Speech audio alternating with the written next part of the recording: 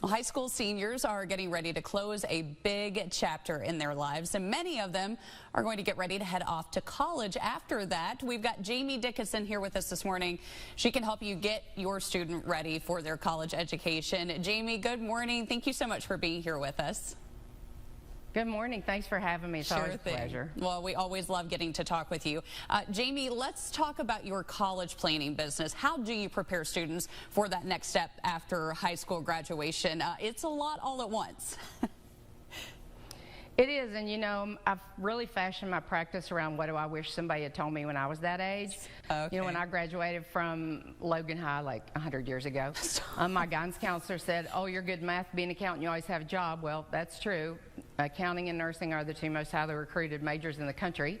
So I was like, okay, I'll just go to Marshall and be an accountant, and that's exactly what I did. And while yes, I was good at math, my mom was a math teacher. I'd have got killed if I wasn't good at math. But to make me sit in an office all day long and stare at a computer screen just made me crazy.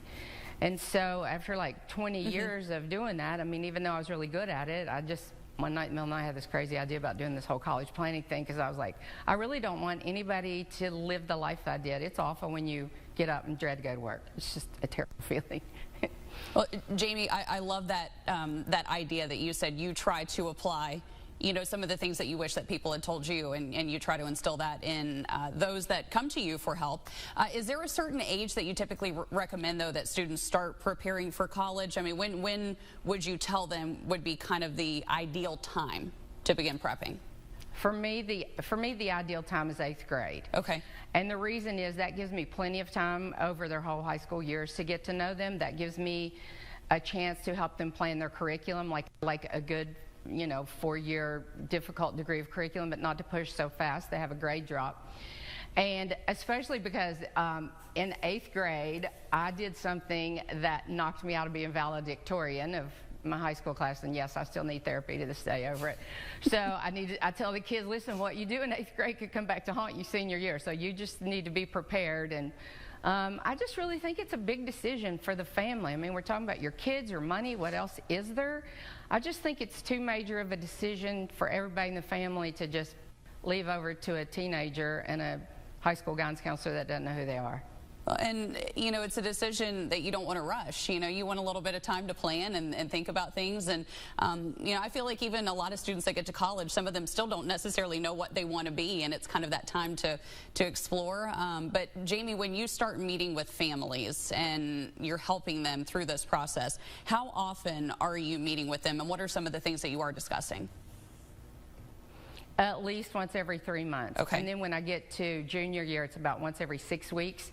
And then going into senior year, it's like once a week. So I have these things called Senior Sunday. So every Sunday, I'm in there working with the kids on their admission applications. So as we get closer to senior year, the time frame gets more close together. Jamie, which is good, because it gives them plenty of time to get their stuff together. Sure. And I know that you're based out of Charleston, but a lot of families may be watching and they're like, oh, you know, I think Jamie could really help my student. Do you reach other areas as well, or are you just kind of Charleston-centric? Listen, I have kids all over the country, truly.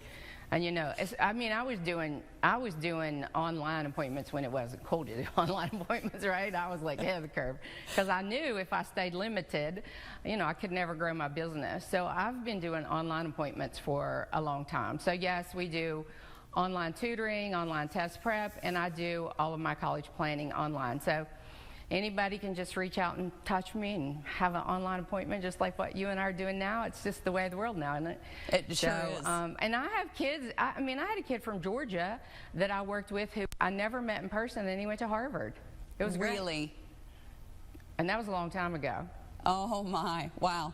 That's remarkable. Well, certainly we wish all of the students out there the best of luck, and all of those that you've helped try to get them on the right path to success. We're wishing them all the best. Jamie, thank you so much for joining us on Studio 3, and I know we had your information up there too if people are wanting to get in contact with you. Thank you so much. There it is again, and don't worry, we'll post this info online for you too. Jamie, have a great morning. Thank you.